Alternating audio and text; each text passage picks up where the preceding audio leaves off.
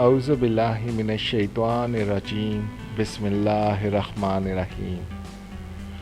پیارے دوستو، آج ہم ابلیس کا سب سے پسندیدہ کام اس کے بارے میں جانیں گے۔ ہمارے پیارے نبی رسول اکرم صلی اللہ علیہ وآلہ وسلم نے فرمایا، ابلیس کا تخت پانی پر ہے، وہاں سے وہ اپنے لشکر روانہ کرتا ہے۔ اس کے نزدیک سب سے زیادہ پسندیدہ شیطان وہ ہوتا ہے جو سب سے زیادہ لوگوں میں فتنہ ڈالتا ہے۔ اس کے لشکر میں سے ایک آ کر کہتا ہے، میں نے ایسا ایسا کیا ہے۔ وہ شیطانوں کا سردار کہتا ہے، تم نے کچھ بھی نہیں کیا۔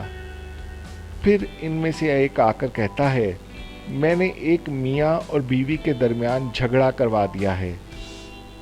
وہ اس کو اپنے قریب کر کے کہتا ہے، ہاں تم نے بہت اچھا کام کیا ہے، اور اس کو گلے لگا لیتا ہے۔ میاں بیوی میں اختلاف پیدا کرنا شیطان کے نزدیک سب سے بہتر کام اس لیے ہے کہ ان کے اختلاف سے صرف دو انسانوں کے ہی درمیان نہیں بلکہ دو خاندانوں کے درمیان بھی لڑائی پڑ جاتی ہے، جس کے نتائج بہت ہی برے نکلتے ہیں۔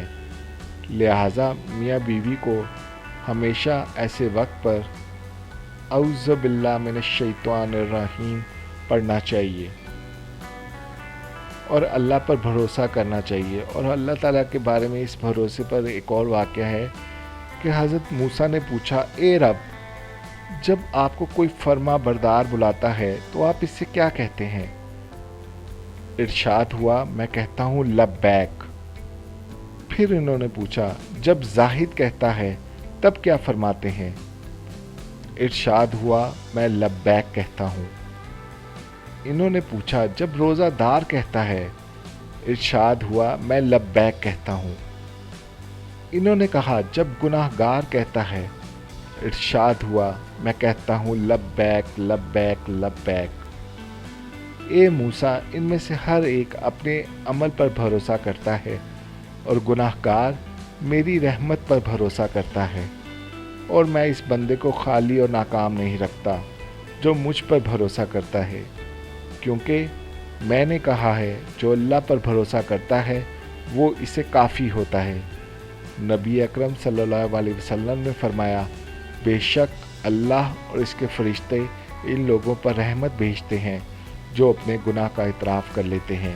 تو پیارے بھائی بہنوں، اگر آپ شادی شدہ ہو تو مل جل کر رہا کرو اور ایک دوسرے کی غلطی معاف کر دیا کرو۔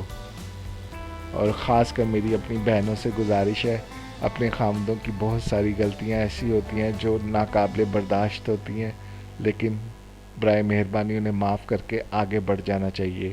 اور ایسے ہی میں اپنے بھائیوں سے گزارش کرتا ہوں کہ ان کی بیویوں کی کچھ غلطیاں ایسی ہوتی ہیں جو بہت ہی مشکل ہوتی ہیں معاف کرنا، لیکن میں پھر بھی ان سے امید کرتا ہوں کہ وہ ان کو درگزر فرمائیں گے اور آگے بڑھیں گے اور ایک دوسرے کے ساتھ ایک اچھی اور خوش زندگی گزاریں گے۔